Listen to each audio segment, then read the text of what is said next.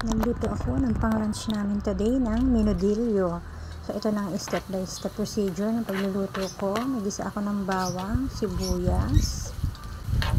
Ayan, nangangamoy na. Nilagay ko na yung carrots. And then, patatas. Yan, medyo pakit lang habang nagluluto para masarap. And then, ang ginamit ko ay Argentina giniling. Hindi ako gumamit ng fresh meat.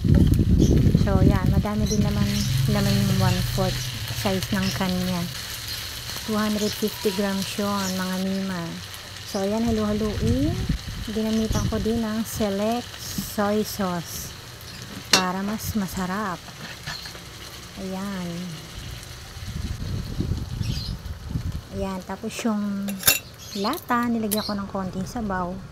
Yun na yung pinangsabaw ko sa niluluto ko. Konting paminta, laurel. Nilagay ko na rin yung green peas. Yan, halu-haluin natin. Yan. Tapos, tomato sauce.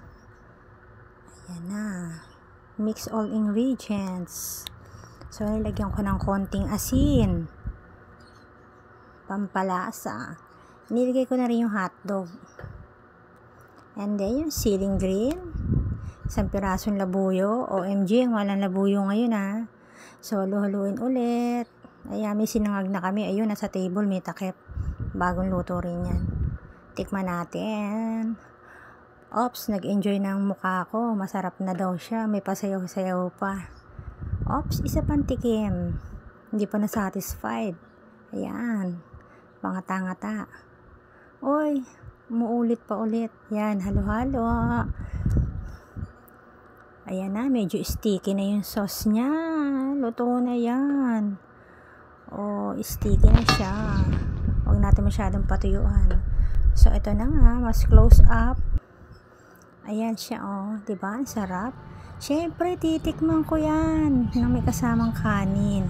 Ayan na nga, lunch time ko na. Wala mga bata, may ginagawa. Uy, unang subo. Ang tagal ko nguyain, no? Sarap. Oops. Thank you for watching.